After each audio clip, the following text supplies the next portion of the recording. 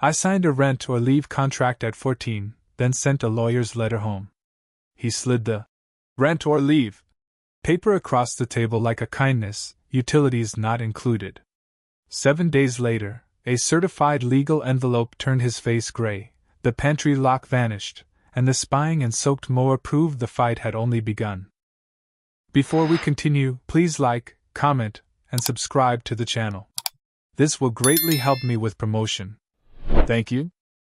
Hi, I'm Jake, 32, and last month my life blew up when I found a dusty old contract buried in a box in my parents' attic, one that I signed when I was 14, agreeing to pay $600 a month in rent or leave home. My signature was shaky, written in blue gel pen, next to my dad's bold scrawl and a line that read, "Utilities not included." I just sat there in the attic, holding this dumb piece of paper like it was radioactive. It had taken over a decade, 2 jobs, and 1 college degree paid for entirely out of pocket to finally be in a place where I wasn't constantly budgeting peanut butter versus laundry detergent. And here it was. The smoking gun. The origin story of the financially feral teenager I became. But what hit me hardest wasn't the document itself. It was remembering what happened the week after I signed it. See, I didn't fold. I didn't cry or beg or start slipping 20s under their door. I went to school, sat in Mrs. Carter's office, and said, "Can you send a lawyer's letter?" That letter arrived 7 days later, delivered via certified mail with a crisp legal logo that made my dad's face drain of all color. He looked at the envelope like it might bite him. My mom didn't speak for 2 hours. That was the moment the story changed. But the truth is, the beginning goes back even further, to when I was 12 and my mom told me I'd be buying my own school lunch from now on, and if I wanted new pencils, I should get a job. Not help around the house. Not earn an allowance. A real job. Like other kids do, apparently. So I did. And that was the last time I felt like a child. The first job I ever had was watching a kindergartner named Ellie while her single mom worked the night shift at the nursing home. I'd sit on their couch from 5:30 to 9:30 p.m. every Tuesday and Thursday, helping Ellie with her phonics homework while pretending I wasn't dead tired from school. She once fell asleep in my lap while I was reading The Giving Tree, and I just sat there, trying not to cry because my own house didn't have this kind of warmth anymore. That job paid me $25 a night. I used $10 for food, saved $10, and hid the rest in a sock in my dresser drawer in case my parents ever decided to charge me for breathing air. Which, spoiler, they basically did later. Meanwhile, back at home, my parents had just bought a 60-inch flat screen and a brand new soundbar system because, as my dad put it, life's too short for tinny audio. I remember standing at the store with them, holding a box of $3 pencils in my hand, asking if we could grab them while we were there. My mom looked at me like I was trying to buy a gold chain. "You're 12. You can figure it out," she said, flipping through Instagram while pushing a $1,200 TV to check out. So I figured it out. I started offering to mow lawns on weekends, walk dogs after school, and even cleaned out gutters once for this elderly guy down the block who called me kid and paid in crumpled bills and a slice of banana bread. Every dollar went into that sock. I was 14 when I realized my entire life was being budgeted like a single mom in a Hallmark movie. And the kicker? My parents still had the audacity to call me spoiled, because I didn't say thank you every time they didn't eat my food or didn't throw out my thrift store shoes.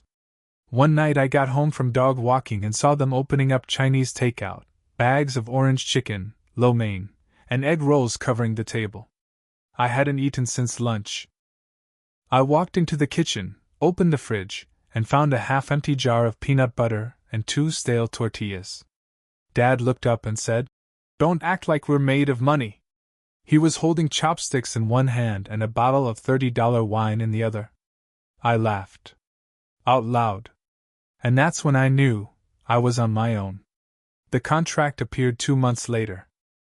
I was coming home from a double shift, half a Saturday spent knee-deep in grass clippings and the other half bagging groceries at the store where Ryan Brooks had just promoted me to weekend shift lead. My hands were blistered, my legs were cramping, and all I wanted was to microwave some ramen and collapse. Instead, I walked into the kitchen to find both of my parents sitting at the table, looking like they were about to stage an intervention. Mom had that brittle smile she always wore when pretending to be reasonable, and Dad was flipping through papers with the exaggerated calm of someone about to ruin your day. "Sit down," he said, tapping the back of the chair with one finger. I didn't sit. He slid the paper across the table like it was some exciting opportunity one should be grateful for. "We've decided it's time you start contributing to the household. You're 14 now.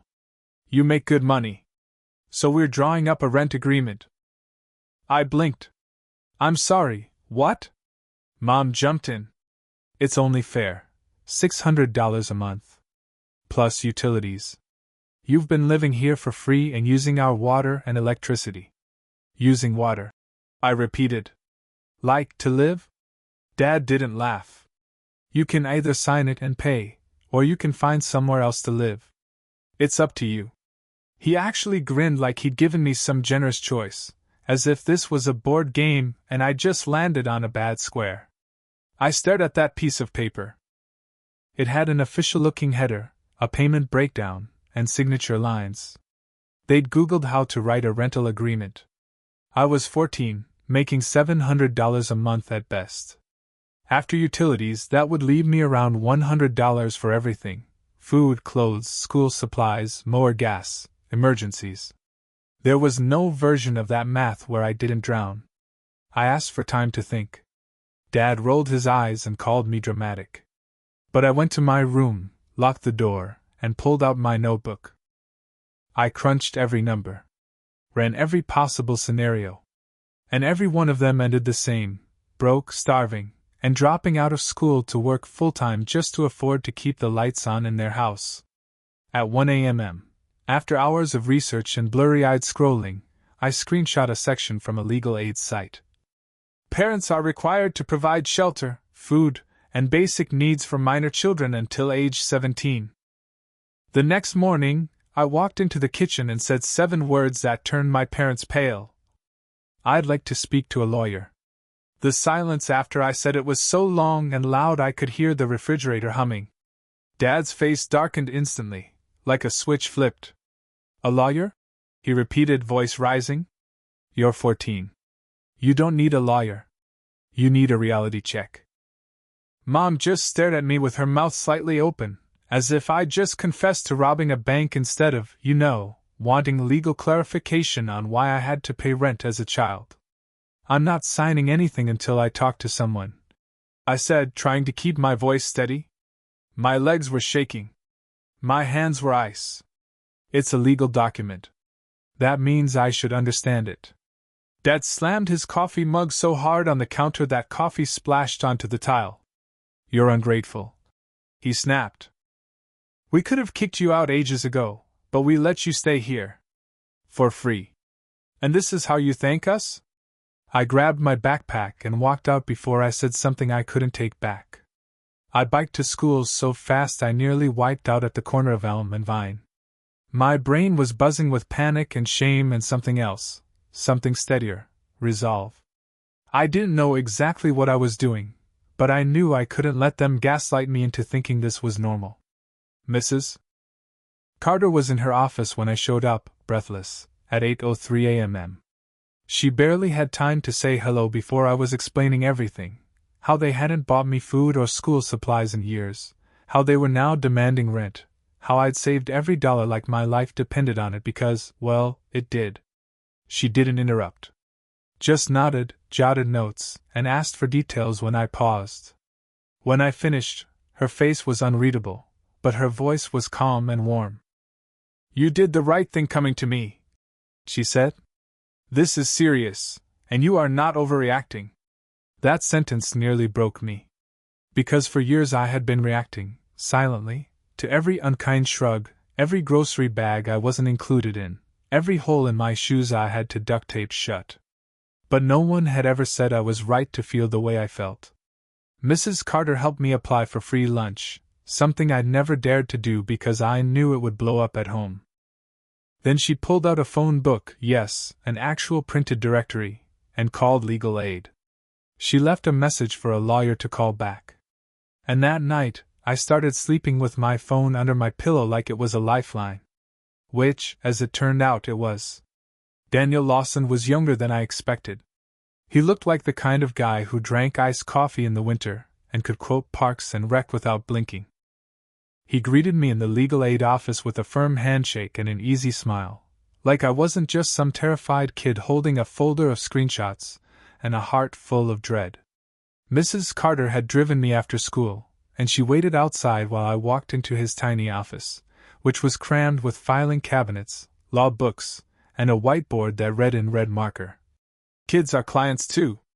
That sentence almost made me cry before we'd even started. Daniel asked me to start from the beginning. So I did.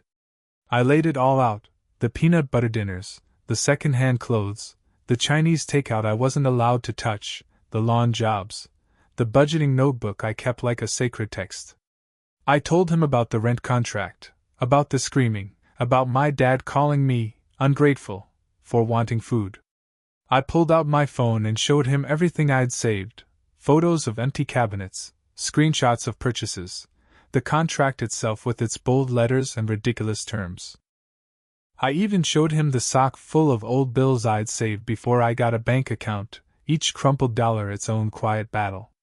Daniel didn't interrupt. He just nodded, took notes, and every so often, made a noise low in his throat that I later realized meant he was furious. When I finished, he sat back in his chair, hands steepled like he was praying or plotting. "This," he said finally, "is not okay." I nodded. "I know. No, I mean legally, it's not okay."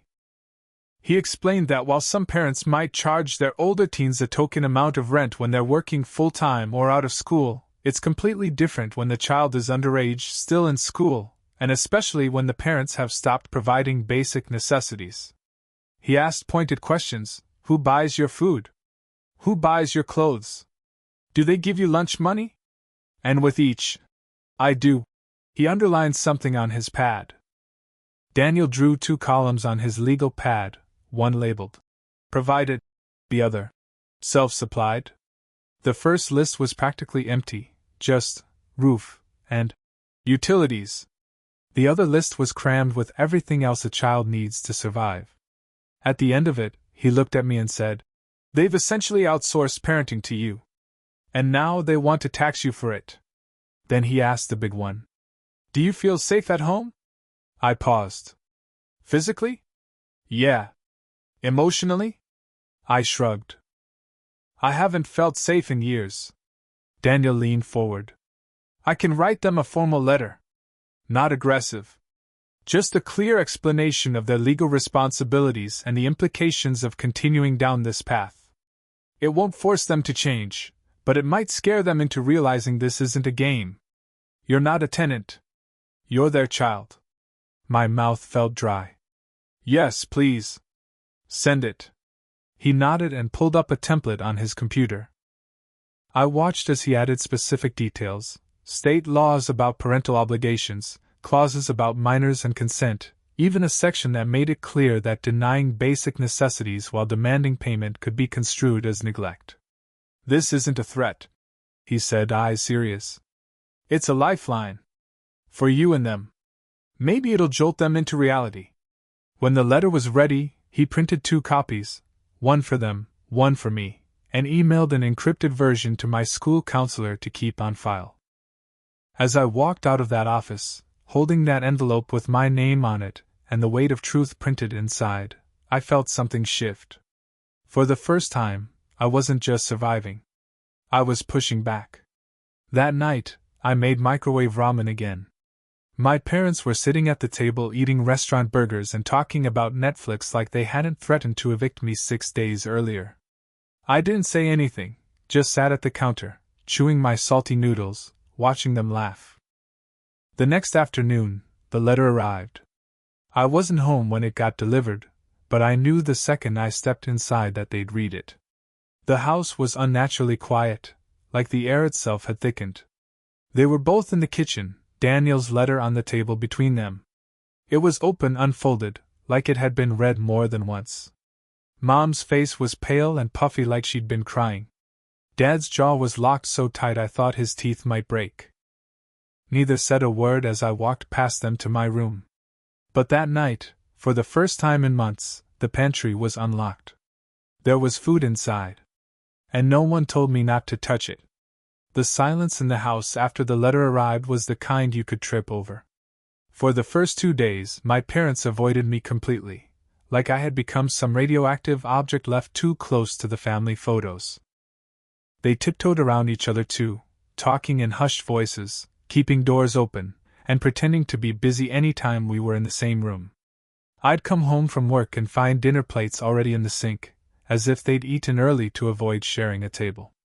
But the real sign that things had changed was the pantry. No lock. No petty signs. Just shelves stocked with generic cereal, ramen packs, and a few fresh things in the fridge. Not a feast, but food. Food I didn't have to fight for. I texted Mrs. Carter that things were tense but tolerable, and she texted back with a thumbs up and a reminder to document everything. I already was. Every open cabinet. Every meal I ate. Every quiet day that felt like a thread holding everything in place. And then Dad lost it. Not in the loud, mug slamming, shouting at nobody way he usually did. This time it was quiet. Cold. Calculated. It started with him checking my room while I was at school. I knew because my drawers were out of order, and my bank statements, carefully tucked in the back of my desk, were suddenly on top, with a new crease down the middle. I confronted him about it, and he didn't even deny it. Just said, "As long as you're living under my roof, I have a right to know what's going on." I nodded, walked to my room, and opened my laptop. By the end of the night, I had transferred all my money to a prepaid debit account in my name. No shared access. No paper statements sent home. Just me and my password. I started moving all my financial records to the cloud, backing up receipts, payment logs, and a growing list of grocery store hours I was working. Every Saturday, I uploaded a fresh zip file to a private folder and sent a copy to Mrs. Carter for safekeeping. I wasn't paranoid. I was prepared. The second incident came a week later, when I got home from mowing Mrs. Parker's yard to find all my equipment dumped on the front lawn. Soaked. A surprise morning rainstorm had rolled through while I was out, and my parents had needed the garage to get something out of storage. So they pulled my mower, trimmer, and all my tools into the yard without covering them. I stood there, dripping wet myself, staring at my mower, the heart of my business, with water pooling under the engine. I just knew, it wouldn't start. When I tried, the motor choked and died with a sputter. Dead. That's when I sat down on the lawn, soaked, muddy, and exhausted, and felt the tears come. Not because of the mower exactly, but because this was the 100th cut. The final straw. My business was the one piece of dignity I had, and they just trashed it like it was nothing. Mrs. Parker came over 10 minutes later with towels and lemonade and a quiet understanding I didn't know how to name. She didn't ask what happened. Just looked at the mess, then said, "Bring the rest of your tools.